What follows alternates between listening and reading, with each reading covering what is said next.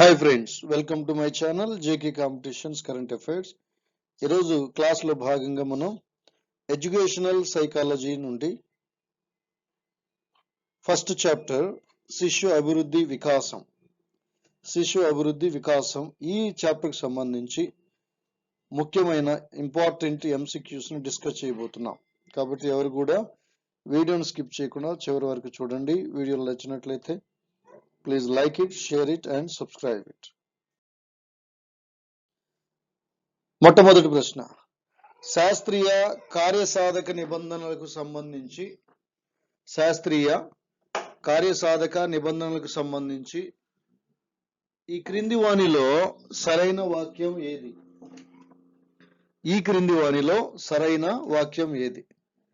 ఏ. కార్యసాధక నిబంధనలో జీవి నిష్క్రియాత్మకంగా, శాస్త్రీయ నిబంధనలో జీవి క్రియాత్మకంగా ఉంటుంది. బి. శాస్త్రీయ నిబంధనలో జీవి నిష్క్రియాత్మకంగా, కార్యసాధక నిబంధనలో జీవి క్రియాత్మకంగా ఉంటుంది. సి. కార్యసాధక శాస్త్రీయ నిబంధన రెండింటిలో కూడా జీవి క్రియాత్మకంగా ఉంటుంది. డి. కార్యసాధక శాస్త్రీయ నిబంధన రెండింటిలో జీవి నిష్క్రియాత్మకంగా ఉంటుంది. Option 2 is the correct one. శాస్త్రీయ నిబంధనలో జీవి ఎప్పుడు కూడా నిష్క్రియాత్మకంగాను, అలాగే కార్యసాధక నిబంధనలో జీవి క్రియాత్మకంగా ఉంటుంది. నెక్స్ట్ క్వశ్చన్, శైశవ దశలో సెరీనాలోని సాధారణ ఉత్తేజం, శైశవ దశలో సెరీనా అనే బాలికలోని సాధారణ ఉత్తేజం అనే ఉద్వేగం వయసుతో పాటు అనుకూల ప్రతికూల ఉద్వేగాలుగా విభజితమైనను అధికంగా నవ్వడం చేస్తుంది. కాబట్టి సెరీనాలో కనిపించే వికాస సూత్రం ఏది? 1. వికాసం క్రమానుగతమైనది. 2. వికాసం 2 నిర్దేశ పోకడలను అనుసరిస్తుంది. 3. వికాసం సంచిత ప్రక్రియను చూపుతుంది. 4. వికాసం సాధారణం నుంచి నిర్దిష్ట క్రమానికి సాగుతుంది. Your answer is option D. వికాసం అనేది సాధారణం నుంచి నిర్దిష్ట క్రమానికి సాగుతుంది. తర్వాత ప్రశ్న, మూర్తిమత్వానికి సంబంధించి సరైన వాక్యం. ఏ. సాధారణంగా అందరిలో ఒకే రకమైన మూర్తిమత్వం ఉంటుంది. బి.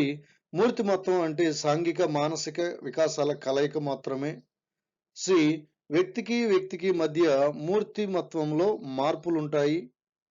డి. మూర్తిమత్వాన్ని ఖచ్చితంగా కొలవలేం. ఇక్కడ సరైన వాక్యం మనం ఎంచుకోవాలి. అసలు రాంగ్ ఆప్షన్స్ ఏంటో మనం చూద్దాం. ఆప్షన్ ఏ చూస్తే సాధారణంగా అందరిలో ఒకే రకమైన మూర్తిమత్వం ఉంటుంది అన్నాడు.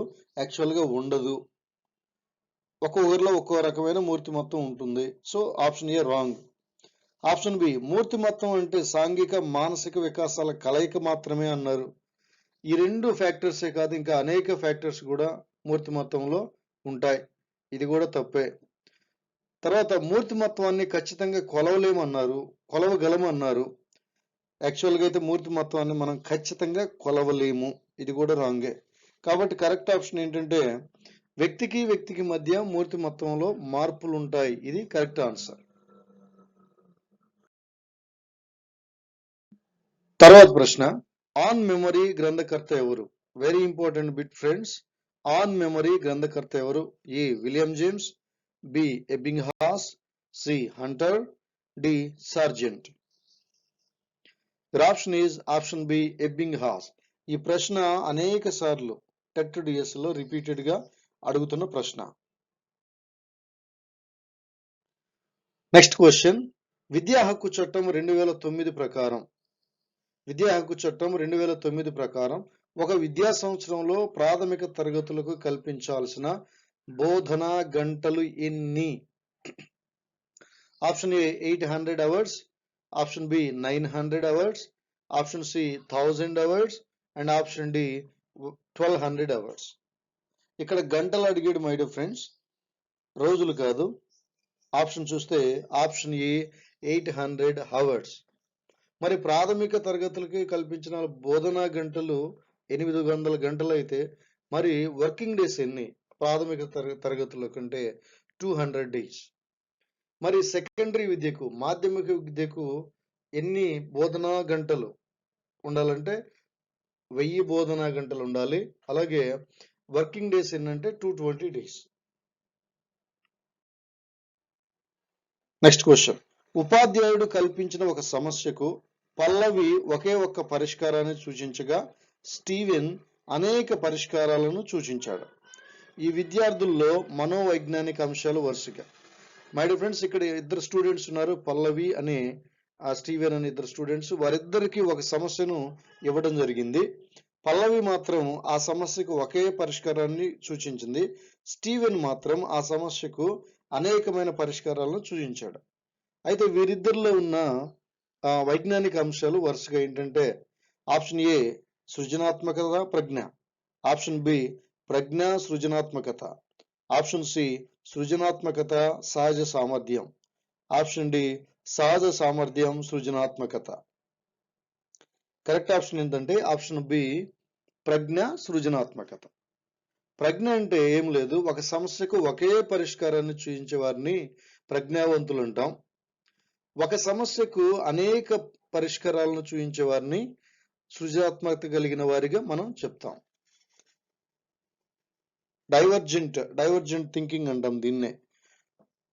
ప్రజ్ఞనేమో కన్వర్జెంట్ థింకింగ్, సృజనాత్మకని డైవర్జెంట్ థింకింగ్ అని చెప్తాం.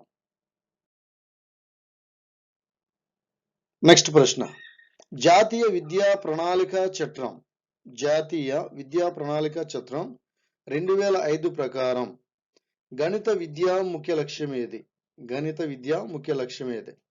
1. ఏ పిల్లల్లో తార్కిక ఆలోచన సామర్థ్యం పెంచడం, బి పిల్లల్లో చతుర్విధ ప్రక్రియలు మాత్రమే కల్పించటం, సి వివిధ సమస్యలను తక్కువ సమయంలో సూత్రాలను ఉపయోగించి పూర్తి చేయడం, డి ప్రజ్ఞావంతుల్లో మాత్రమే ఆలోచనను రేకెత్తించడం.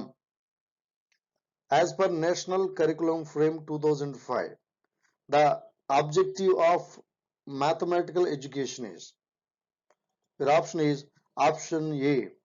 పిల్లల్లో తార్కిక ఆలోచన సామర్థ్యాన్ని పెంచడం అనేది జాతీయ విద్యా ప్రణాళిక చట్టం యొక్క 2005 యొక్క ముఖ్య లక్ష్యం. తర్వాత ప్రశ్న.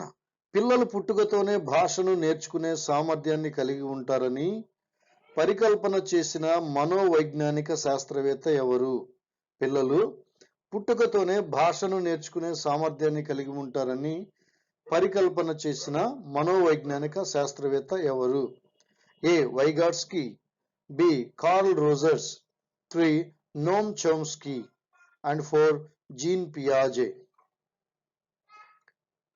Your option is option C, Noam Chomsky. Noam Chomsky ప్రకారం పిల్లల పుట్టుకతోనే భాషను నేర్చుకునే సామర్థ్యం కలిగి ఉంటారు అని పరికల్పన చేసిన ఆయన నోమ్ చామ్స్కీ. Next question. అభిరుచులు వైఖరులు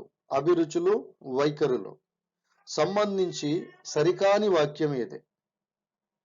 ఆప్టిట్యూడ్ అండ్ యాటిట్యూడ్, వీటికి సంబంధించి సరికాని వాక్యం ఏది? ఏ స్థిరంగా ఉండకుండా పరిస్థితులకు అనుకూలంగా మారతాయి, బి ఇవి ప్రతి వ్యక్తికి పుట్టుకతోనే కల్పించి ఉంటాయి, సి వీటిపై పరిసర ప్రభావం ఉంటుంది, డి ఏది కాదు. మై డియర్ ఫ్రెండ్స్, మనం ఇక్కడ సరికాని వాక్యాన్ని ఎంచుకోవాలి. Correct option is option B. ఇవి ప్రతి వ్యక్తికి పుట్టుకతోనే కల్పించి ఉంటాయి. అభిరుచులు వైఖరులు అనేవి యాక్చువల్గా అది సరికాని అంశం.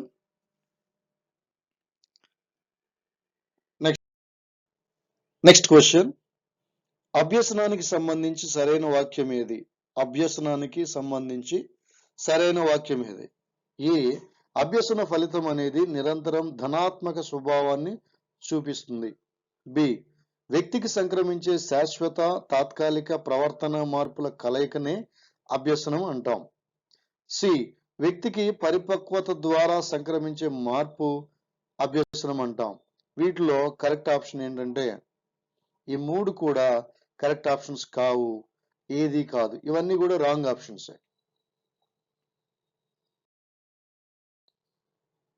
నెక్స్ట్ క్వశ్చన్, ప్రజ్ఞకు సంబంధించి క్రింది వాటిలో సరికాని భావన ఏది? ప్రజ్ఞకు సంబంధించి క్రింది వాటిలో సరికాని భావన ఏది?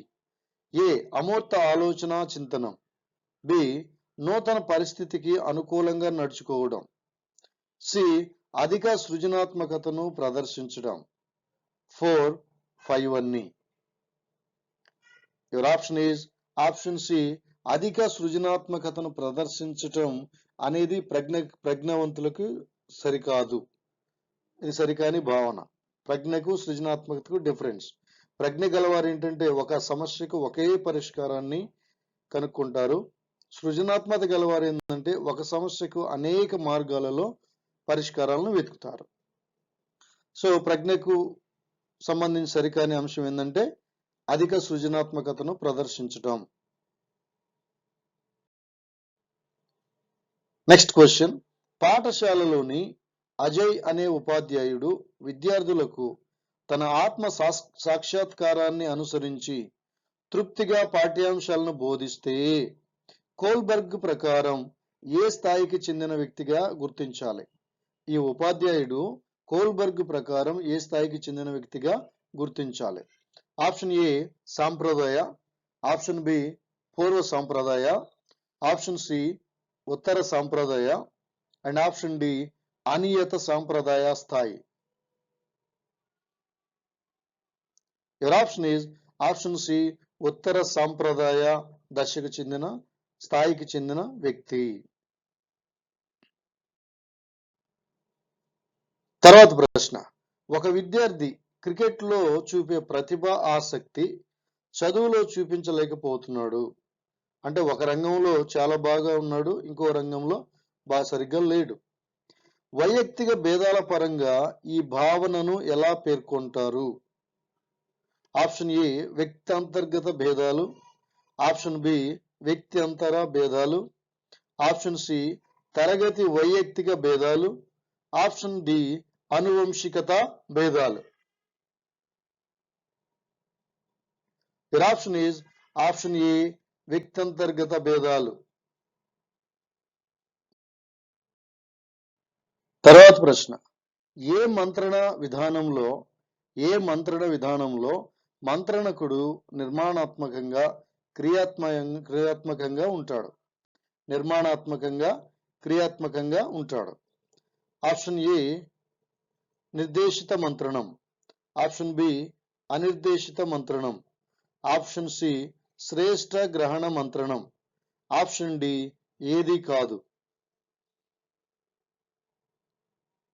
యువర్ ఆప్షన్ ఈజ్ ఆప్షన్ ఏ నిర్దేశిత మంత్రణం.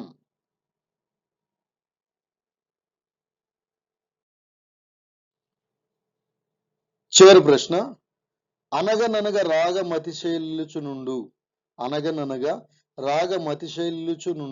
అనే వాక్యంలో థారండైక్ సైంటిస్ట్ నియమాల్లో దేనిని అనుసరిస్తున్నట్లుగా చెప్పవచ్చు? ఈ సెంటెన్స్ యొక్క అర్థాన్ని మనం గ్రహిస్తే ఆటోమేటిక్గా దీన్ని ఆన్సర్ చేయొచ్చు మై డియర్ ఫ్రెండ్స్. అనగననగ రాగమతిశైల్లుచునుండు అంటే మనం కూని రాగాలు తీస్తూ ఉండగా మన వాయిస్ అనేది మెరుగుపడి రాగం అనేది వస్తుంది. ఇది ఎలా వస్తుందంటే ప్రాక్టీస్ చేస్తే, ఒక పనిని ప్రాక్టీస్ చేస్తే, పదే ప్రాక్టీస్ చేస్తే దానిలో నిష్ణాతులం అవుతాం. ఇక్కడ కూడా అదే అనగ రాగము అతిశయిల్లుచునుండు అంటే రాగాలు తీస్తూ ఉంటే ఆటోమేటిక్గా ఆ రాగంలో క్వాలిటీ అనేది వస్తుంది. ఇది థారండైక్ నియమానికి సంబంధించి దేనిని అనుసరిస్తున్నట్లు చెప్పవచ్చు? ఏ అభ్యాస నియమం, బి ఫలిత నియమం, సి సంసిద్ధత నియమం, డి వ్యతిరేక నియమం. చెప్పుకున్నాం కదా, అనగననగా అంటే పాడగా అంటే ప్రాక్టీస్ చేస్తే రాగం అతిశయిల్లుచునుండును. Your option is option A అభ్యాస నియమం. సో మై డియర్ ఫ్రెండ్స్, ఇవి ఈరోజు మన యొక్క ఇంపార్టెంట్ 15 బిట్లు. మరలా నెక్స్ట్ వీడియోలో ఇదే చాప్టర్ నుంచి ఇంకొక 15 MCQs తో మనం డిస్కస్ చేద్దాం. Thank you. If you like this video, please share it and subscribe it.